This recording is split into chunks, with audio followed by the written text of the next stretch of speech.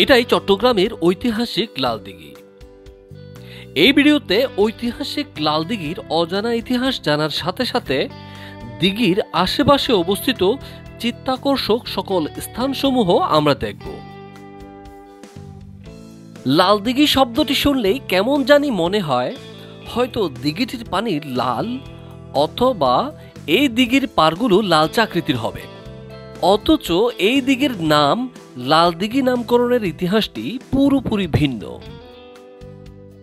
প্রিয় দর্শক, এই ঐতিহাসিক দিঘিটির নামকরণ লালদিঘি করার কারণটি একটু পরেই বলছি। বর্তমান লালদিঘিটি নতুন মনোমুগ্ধভাবে সাজিয়ে সংস্কার করেছে চট্টগ্রাম সিটি কর্পোরেশন কর্তৃপক্ষ। এই দিঘির পাড়টি দুই পাড় বিশিষ্ট, যথাক্রমে উপরের এবং নিচের পাড়।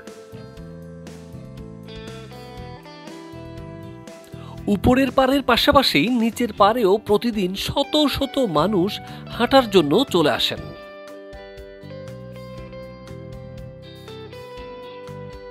পুকুরের চারপাশে সিটি কর্পোরেশন কর্তৃপক্ষ হরেক রকমের গাছ লাগিয়ে পুকুরের দৃশ্যটি করেছে আরো আকর্ষণীয়, মনোমুগ্ধকর। বাই দ্য ওয়ে, এই পুকুরের পাড়ে আপনি খেজুরের গাছও দেখতে পাবেন। পুকুরের চারপাশে দর্শনার্থীদের বসার জন্য ইটের বাঁধানো স্থান আছে, যেখানে আপনি বসে আপনার প্রিয় মানুষের সাথে সময় কাটাতে পারেন।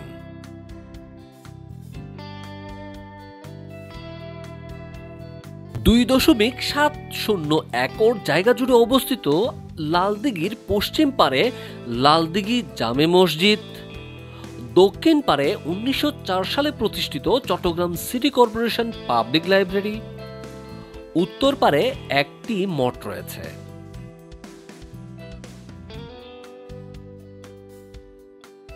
আবার লালদিঘির উত্তর পাশে আন্দরকিল্লা, পশ্চিম দক্ষিণ পাশে জহুর হকার মার্কেট, দক্ষিণে ঐতিহাসিক লালদিঘি ময়দান, দক্ষিণ পূর্ব পাশে চট্টগ্রাম কেন্দ্রীয় কারাগার, আর পূর্ব পাশেই চট্টগ্রাম শহরের প্রখ্যাত দরবেশ হযরত আমানত শাহ রহমতুল্লাহ আলাইহের পবিত্র দরগাহ অবস্থিত।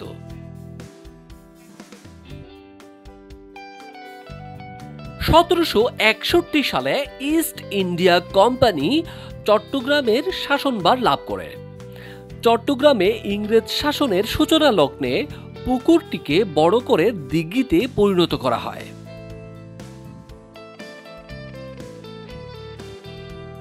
পাশেই দুটো লাল রঙের ভবন ছিল বলেই এই দিঘিটা লালদিঘি নামে পরিচিতি লাভ করে।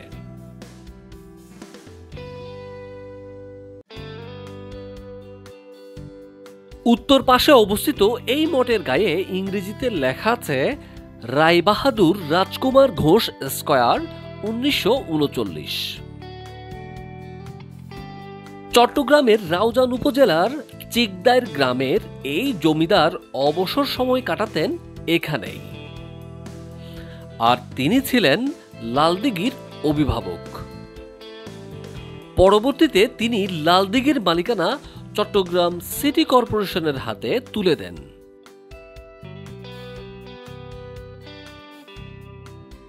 ইটপাথরের শহরে বাসিন্দাদের জন্য এরকম আকর্ষণীয় একটি স্থান, যেখানে একটু আরামে বসা যাবে, বন্ধুদের সাথে একটু আড্ডা দেওয়া যাবে, একটু শরীর চর্চা করা যাবে, পাওয়া বর্তমান সময়ে দুষ্কর বিষয় হয়ে দাঁড়িয়েছে। সেখানে লালদিঘি যেন নগরবাসীর জন্য সত্যি বিরাট একটি আশীর্বাদ।